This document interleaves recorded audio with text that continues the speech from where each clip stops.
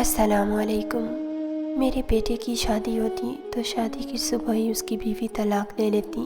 3 بیویوں کی طلاق کے بعد بیٹے کا سچ جاننے کے لیے بیٹے کی چوتھی شادی پر اپنے بیٹے کے کمرے میں دلہن بن کر چلی گئی تو پھر میرے بیٹے نے میرے بیٹے کی جب بھی میں شادی کرتی تو وہ اگلے ہی دن اس کی بیوی طلاق لے لیتی۔ خاندان میں ہماری بہت رسوائی ہو چکی تھی۔ سب لوگ کہتے کہ میرا بڑا بیٹا نامرد ہے، تبھی لڑکی سہاگ رات سے اگلی ہی رات اسے چھوڑ دیتی ہے، ورنہ ایسے کیسے ممکن ہے کہ کوئی لڑکی 2-3 شوہر کے ساتھ نہ رہے بلکہ طلاق لے لے۔ ضرور اس کے بیٹے میں ہی کچھ مسئلہ ہے، تبھی لڑکی طلاق لے لیتی ہے۔ ایسی باتیں سن کر میرا تو دل پھٹنے کو تھا۔ بیٹے کی جتنی بار شادی کرتی یہ سانحہ ہو جاتا۔ تنگ آ کر اپنے بھائی سے بات کی کہ تم اپنی بیٹی کی شادی میرے بچے سے کر دو۔ بھائی کو بھی ڈر تھا کہ اگر میری بچی نے بھی طلاق لے لی تو میں کس کو منہ دکھاؤں گا۔ بھائی کو میں نے بہت سمجھایا تو میرے بھائی نے شرط رکھ دی کہ میں اپنی بچی کی چوتھی شادی تمہارے نامرد بچے سے کروا دوں گا، مگر تمہیں اس کے بدلے میری بیٹی کے نام جائیداد میں سے کچھ حصہ کرنا ہوگا۔ میں بھائی کی تمام شرائط مان کر بھتیجی کی شادی اپنے بیٹے سے کر دی، کیونکہ میں اب بیٹے کا سب سچ جاننا چاہتی تھی۔ چوتھی دلہن کو کمرے میں بھیجنے کی بجائے میں دلہن کے روپ میں خود بیٹے کے کمرے میں چلی گئی تو میرے ہوش اڑ گئے، کیونکہ میرے بیٹے نے میرا نام رضیہ ہے اور میری شادی آج سے 25 سال پہلے ہوئی تھی۔ میرے شوہر کا نام فاروق تھا۔ فاروق شادی سے پہلے دبئی کی ایک کمپنی میں کام کرتا تھا۔ جب ہماری شادی ہوئی وہ چھٹیوں پر گھر آیا ہوا تھا۔ شادی کے بعد تقریباً 1 ماہ تک گھر رہا اور پھر واپس دبئی چلا گیا۔ گھر میں صرف میری ایک ساس تھی، جبکہ میرے سسر کا انتقال ہو چکا تھا۔ میری ایک نند تھی جو کہ شادی شدہ تھی۔ شوہر کے واپس جاتے ہی میں امید سے ہو گئی، اور جب میرا شوہر واپس گھر آیا تو میری گود میں ایک بیٹا تھا۔ میرا شوہر سال میں 1 بار ہی آتا تھا۔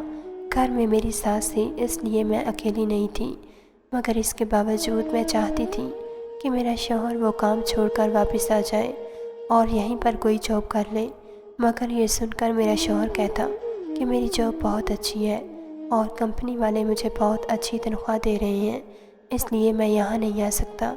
یہ سن کر میں چپ کر جاتی، کیونکہ اسی جاب کی وجہ سے ہم اچھا کھا پی رہے تھے۔ میری نند کے اپنے سسرال میں اکثر جھگڑے رہتے تھے۔ وہ آئے روز روٹ کر گھر آ جاتی تھی۔ میں اسے بہت سمجھاتی کہ شادی کے بعد معاملات اور سوچ بدل جاتی ہے، تم بھی خود کو بدلو اور یوں بات بات پر روٹنا بند کر دو۔ ایسے تمہارا شوہر دوسری شادی کر لے گا تو پھر کیا کرو گی، کہاں جاؤ گی؟ میری نند ایک بار روٹ کر اپنی خالہ کی طرف چلی گئی۔ ہمیں فون آیا تو نند یہاں پر نہیں تھی۔ ہم سب پریشان تھے کہ نند کہاں چلی گئی ہے، مگر اس کا ہم سے کوئی رابطہ نہیں تھا۔ اس کی ساس تو اسے بدچلن، آوارہ، پتہ نہیں کیسے کیسے ناموں سے نوازی تھی۔ کچھ دن بعد نند گھر آ گئی اور اس کے ساتھ ہی اس کے شوہر نے اسے طلاق کے کاغذات بھجوا دیے کہ مجھے ایسی بیوی نہیں چاہیے۔ نند اب گھر آ چکی تھی۔ میرا بھائی جوان تھا، ہم اس کے لیے کوئی رشتہ تلاش کر رہے تھے۔ وہ میری ساس مجھے بہانے سے کہا کہ اگر تم کلثوم کا رشتہ اپنے بھائی سے کر دو، میری بچی جوان ہے، صحیح اور خوبصورت ہے، میں ہرگز اپنے بھائی کی شادی ایک طلاق یافتہ لڑکی سے نہیں کروا سکتی تھی۔ تبھی ساس کو انکار کر دیا۔ یوں وقت گزرتا گیا اور میرے 3 بچے ہو گئے۔ یہ تینوں لڑکے تھے اور اب اچھے اسکولوں میں پڑھتے تھے۔ یہ سب میرے شوہر کی وجہ سے ممکن ہوا تھا، ورنہ ہم اتنے بڑے اسکولوں میں بچوں کو کہاں پڑھا پاتے۔ یہ سب ٹھاٹ باٹ میرے شوہر کی وجہ سے تھا، مگر سچ تو یہ تھا کہ میں اپنے شوہر کو بہت مس کرتی تھی اور میں چاہتی تھی کہ وہ ہمارے ساتھ ہی رہے، لیکن اس پر تو جیسے پیسے کمانے کی دھن سوار تھی۔ نند مجھے اپنا دشمن سمجھتی تھی۔ اس نے تو میرے شوہر کو فون کر کے یہ کہنا شروع کر دیا کہ تمہاری بیوی کی وجہ سے مجھے طلاق ہوئی ہے اور تمہاری بیوی نے جان بوجھ کر اپنے بھائی کی شادی کہیں اور کروائی ہے، ورنہ اس کا بھائی میرے لیے ضرور راضی ہو جاتا۔ بہت مکار ہے رضیہ بھابی، وہ مجھے ناپسند کرتی تھی۔ میرے بچوں کے ذہن میں میرے لیے نفرت کا بیج بو رہی تھی، جسے میں وقتاً فوقتاً بچوں کو سمجھاتی۔ بچے بڑے ہو رہے تھے۔ اس کے بعد تو نند کے کئی رشتے آئے، مگر وہ تو شادی کرنا ہی نہیں چاہتی تھی۔ میں ایسے میں بدمزاج اور چڑچڑی ہونے لگی اور جو بھی مجھ سے بات کرتا میں اس کے گلے پڑ جاتی۔ خاص طور پر اپنی ساس سے تو میں بہت لڑتی جھگڑتی تھی، کیونکہ مجھے لگتا تھا کہ میرا شوہر مجھے بس اپنی ماں اور بہن کی خدمت کے لیے لے کر آیا تھا۔ میں یہ سوچ کر غصے میں آ جاتی تھی اور ہر کسی پر غصہ اتارتی تھی۔ میرے بچے بھی مجھ سے دور ہونے لگے اور ساس بھی ہر بات پر کہتی میں نے تمہارے شوہر کو دبئی نہیں بھیجا تھا، وہ خود ہی اپنی مرضی سے گیا تھا۔ اب وہ میری بات نہیں سنتا، اس لیے بات بات پر مجھے تانے مت مارا کرو، کیونکہ اب وہ تمہارا شوہر ہے، تم چاہو تو اسے واپس بلا سکتی ہو۔ اور اپنی ساس کی ایسی جلی کٹی باتیں سن کر میں تپ جاتی تھی۔ اگر وہ میری بات مانتا تو آج میں یہاں اکیلی نہ بیٹھی ہوتی۔ میں بھی ساس کو خوب سناتی اور پھر اپنے کمرے میں آ کر رونے لگ جاتی، کیونکہ میرا شوہر میری کب سنتا تھا، اسے میری کون سی پرواہ تھی۔ میں جیوں یا مروں، وہ کون سی میری بات مان لیتا تھا۔ میں یہ لمبی راتیں تنہا ہی گزار رہی تھی اور یہ لمبے تنہا دن مجھے اور دکھی کر دیتے تھے۔ ایسے میں میرا دل کرتا تھا کہ میں اس گھر سے بھاگ جاؤں اور یہاں کبھی نہ آؤں، مگر میں ایک ماں بھی تو تھی۔ اپنے بچوں کی طرف دیکھتی تو پھر سے جینے لگ جاتی۔ یہ سوچ کر خوش ہو جاتی تھی کہ سال بعد ہی صحیح مگر میرا شوہر گھر تو آ جاتا تھا۔ وہ بھی تو عورتیں تھیں جن کے شوہر باہر گئے تو واپس آنا بھول ہی گئے۔ یہ سوچ کے خود کو تسلی دے دیتی تھی۔ یہ سوچ کر میں جی اٹھتی اور یوں سال گزر جاتا اور میرا شوہر گھر آ جاتا تھا۔ سچ تو یہ تھا کہ میرا شوہر بھی مجھ سے پیار کرتا تھا، کیونکہ جب بھی وہ گھر آتا میرے لیے اتنی چیزیں لے کر آتا کہ میں حیران ہی رہ جاتی۔ وہ مجھ سے کہتا کہ یہ چیز دیکھ کر مجھے تمہارا خیال آیا اور میں نے خرید لی۔ یہ سن کر میں خوش ہو جاتی اور میرا شوہر جب تک گھر میں رہتا میں ہواؤں میں اڑنے لگتی، مگر جیسے ہی وہ واپس کام پر چلا جاتا میں پھر سے ویسی بد مزاج ہونے لگتی۔ میں پھر سے سب پر غصہ اتارتی اور نند کے ساتھ لڑنے لگ جاتی۔ مجھے لگتا تھا جب سے میری نند اس گھر میں آئی ہے میری خوشیوں کو نظر لگ گئی ہے۔ پہلے تو پھر بھی وہ سال میں 2 یا 3 بار چکر لگا لیتے تھے، لیکن نند نے ان کے کان ایسے بھرے تھے کہ ان پر کوئی بات اثر نہیں کرتی تھی۔ اس بار میرا شوہر گھر آیا تو میں نے اسے چپکے سے کہا کہ اس بار مجھے اپنے ساتھ لے جائے، مگر یہ سن کر وہ کہنے لگا تم میرے ساتھ چلی گئی تو پیچھے گھر اکیلا ہو جائے گا۔ یہ سن کر میں نے اس سے کہا بچے اب بڑے ہو گئے ہیں اور پھر امی بھی تو گھر میں موجود ہے اور بچوں کا خیال رکھ لے گی، اور میں نے کون سا ساری زندگی وہاں رہنا ہے، میں چند دن وہاں رہ کر واپس آ جاؤں گی۔ مگر میری یہ بات سن کر وہ کہنے لگا امی کا تو تم جانتی ہو کہ وہ بیمار رہتی ہے، امی کو شوگر ہے، اگر تمہاری غیر موجودگی میں امی کی طبیعت خراب ہو گئی تو گھر اور بچے کون سنبھالے گا۔ اور رہی بات کلثوم کی تو جب اسے طلاق ہوئی ہے وہ کسی کی سنتی ہی نہیں۔ شوہر کی یہ بات سن کر میں چیخ پڑی، مجھے پہلے ہی پتا تھا کہ تم مجھے بیوی کی بجائے اس گھر کی نوکرانی سمجھتے ہو۔ یہ کہہ کر میں رونے لگی اور پھر اس سے بات نہیں کی۔ وہ بھی اگلے دن دبئی چلا گیا۔ یہ دیکھ کر مجھے اور غصہ آ گیا۔ پھر اسی دن میری ساس کی طبیعت خراب ہو گئی اور شام تک میں اس کے پاس بیٹھی رہی اور اس کے ٹھیک ہونے تک ساس کا خیال رکھتی رہی۔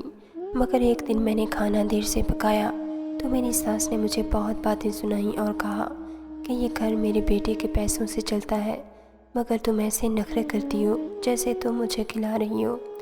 یہ سن کر مجھے غصہ آ گیا۔ میں نے سوچا کہ میں اس بڑھیا کی دن رات خدمت کرتی ہوں، مگر اس پر بھی یہ مجھے ہی باتیں سنا رہی ہے۔ اس کی اپنی بیٹی کو تو ہوش ہی نہیں کہ اس کی ماں ہے۔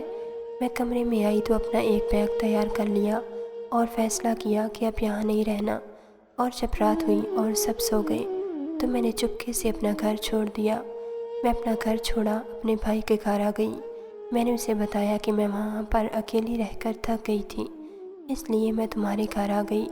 اس نے مجھے سمجھانے کی کوشش کی تو میں نے اس سے کہا کہ میں اپنا اچھا برا سمجھتی ہوں، لیکن اب میں اکیلی رہ کر ٹوٹ گئی تھی، اس لیے میں کچھ دن تمہارے گھر رہنا چاہتی ہوں، اور جب میں ٹھیک ہو جاؤں گی تو بھائی نے خود ہی اپنے گھر چلی جاؤں گی۔ میرے بچوں کو صبح میں فون کر کے بتا چکی تھی، وہ اداس ہو گئے تھے۔ مجبوراً مجھے واپس جانا پڑا۔ میں نے حالات سے سمجھوتہ کر لیا تھا۔ میں ہر بات برداشت کرنے لگی تھی۔ شوہر کی طرف سے امید ختم کر دی تھی کہ وہ کبھی اپنے کام پہ اپنی بیوی یا بچوں کو ترجیح دے گا۔ میرے بچوں کی شخصیت میں کمی رہ گئی تھی جسے میں پورا کرنے کی ہر ممکن کوشش کر رہی تھی، میں ہی اب ان کا ماں اور باپ تھی۔ پیسہ اس دور کی ضرورت ہے، مگر اس سے ہم نہ تو محبت خرید سکتے اور نہ ہی وفا۔ میں اپنی خواہشات میں اندھی ہو کر یہ بھول چکی تھی کہ میرے بچوں کو بھی میری ضرورت ہو سکتی ہے۔ میری ساس مر چکی تھی، بیماری نے اور بیٹی کے دکھ نے اسے قبر میں پہنچا دیا تھا۔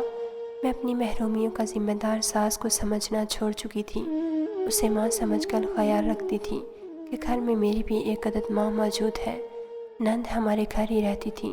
میرے تینوں بچوں میں 1.5 سال کا فرق تھا۔ تینوں ہی جوان ہو چکے تھے اور اب شادی کے قابل تھے۔ میری خواہش تھی کہ میں بچوں کی شادیاں بہت دھوم دھام سے کروں گی۔ اس میں شوہر نے بھی بچوں سے ان کی پسند کا پوچھا۔ مجھے اس بات پر اعتراض تھا، مگر شوہر کا کہنا تھا کہ جب بچے جوان ہو جائیں تو ان سے پسند پوچھ لینی چاہیے۔ رضیہ، ہم تو اپنی زندگی گزار چکے ہیں، مگر اب بچوں نے زندگی گزارنی ہے۔ تاہم بڑے بیٹے کی شادی کے لیے میں رشتے دیکھ رہی تھی۔ میرا بڑا بیٹا انجینئر تھا، میری امیدیں اس سے وابستہ تھیں۔ باقی دونوں بیٹے بھی مجھے عزیز تھے، مگر پہلی اولاد ہمیشہ محبوب اولاد ہوتی ہے۔ کامران نے اپنی شادی کے لیے لڑکی پسند کرنے کی ذمہ میرے سر پر ڈال رکھا تھا۔ میں بھی خوش تھی کہ اتنی فرما بردار اولاد ہے جن کو اپنی ماں کی خوشی عزیز ہے۔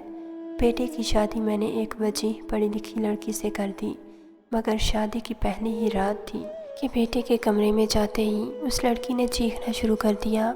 میں اور باقی سب بھاگ کر کمرے میں گئے تو بیٹا کمرے میں نہیں تھا اور وہ لڑکی طلاق لے چکی تھی۔ شادی کا گھر ماتم میں تبدیل ہو چکا تھا۔ پورے خاندان والے ہم پہ تھو تھو کر رہے تھے۔ سب کو لگتا تھا کہ میری پرورش میں کچھ کمی رہ گئی ہے۔ تبھی میرے بیٹے کامران نے پہلی ہی رات بچی کو طلاق دے دی۔ بیٹے کی شادی کا یہ غمناک لمحہ ہم سب بھول چکے تھے۔ کامران کی میں پھر سے شادی کرنا چاہتی تھی، لیکن وہ راضی نہیں تھا۔ مگر اب کی بار میرے شوہر پاکستان واپس آ چکے تھے۔ تبھی انہوں نے کہا کہ میں اپنی مرضی کی لڑکی ڈھونڈ کر بیٹے کی شادی کروں گا۔ مجھے اس بات پہ بھلا کیا اعتراض ہونا تھا، ان کو اجازت دے دی۔ شوہر نے بڑے بیٹے کی شادی اپنے دوست کی بچی سے کر دی۔ میں دلہن کو کمرے میں بٹھا کر اسے سارے معاملات اچھے سے سمجھا کر آ گئی، مگر تھوڑی ہی دیر گزری تھی کہ لڑکی نے شور مچا دیا کہ کامران کے ساتھ میں نہیں رہنا چاہتی، وہ بھی طلاق لے کر جا چکی تھی۔ شوہر ان سب کا ذمہ دار خود کو سمجھتے تھے کہ بچوں کی پرورش کے وقت وہ باہر رہتے تھے، جس کے باعث شاید وہ بہت سی کمی ان کی تربیت میں رہ چکی تھی۔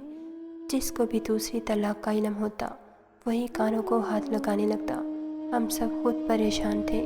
میں تو بیٹے کی شادی کی امید ہی چھوڑ چکی تھی۔ کئی بار بیٹے سے اس متعلق بات کی تو آگے سے وہ کوئی جواب نہ دیتا یا پھر خاموش ہونے کا بول دیتا۔ کامران کے اس بار تیسری شادی کر رہے تھے۔ اس بار خاندان میں عزت کی خاطر صرف گھر کے لوگ ہی شامل تھے تاکہ کوئی بھی بدمزگی شامل نہ ہو۔ لیکن یہ دیکھ کر میرے ہوش اڑ گئے کہ اس بار بھی بیٹے کی بیوی طلاق لے کر چلی گئی تھی۔ سمجھ نہیں آتی تھی کہ ایسا کیا ہو گیا ہے، کیا بات ہے جس کی وجہ سے یہ سب ہوتا ہے۔ مجھے اب سب سچ جاننا تھا۔ آخر دیکھوں تو صحیح کہ کون سی بات پہ لڑکی طلاق لیتی ہے۔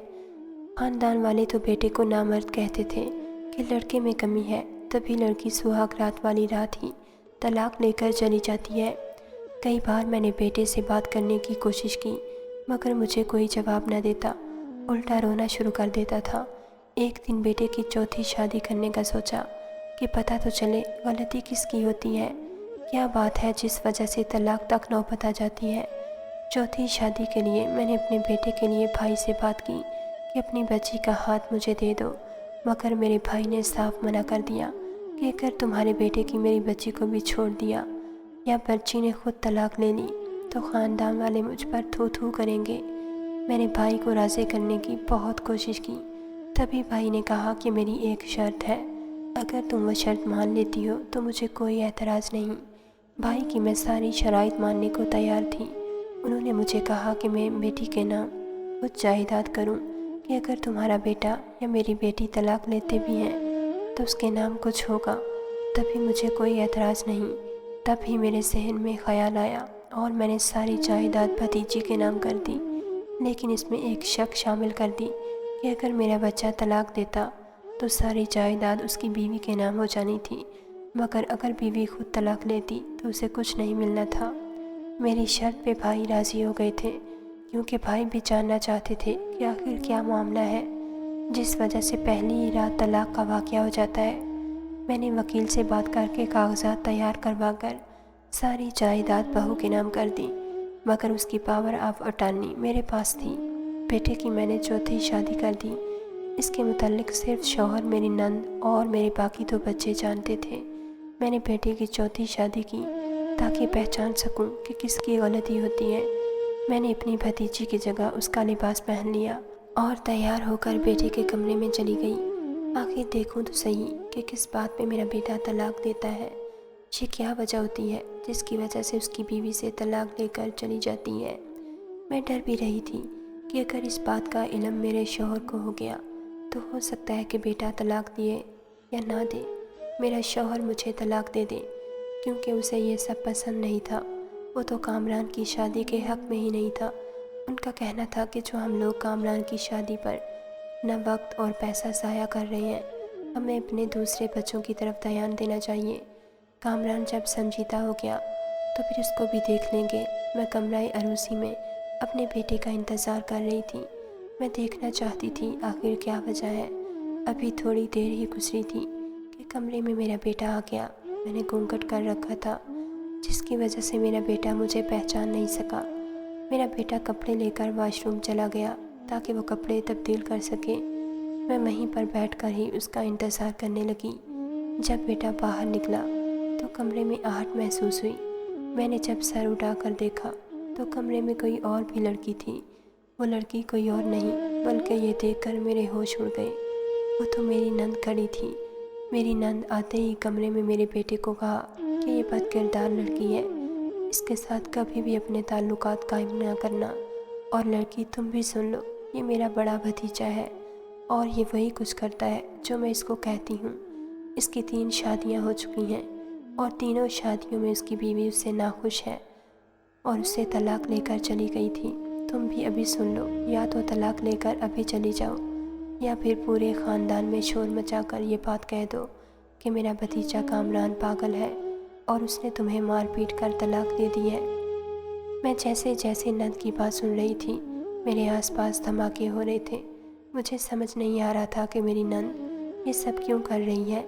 मेरा बेटा अपनी फूफी के पाँव पड़ गया और उसे कहने लगा, वो जो कहेंगी मैं करूँगा, लेकिन खुदा के लिए ये पागल वाली बात ना कहे।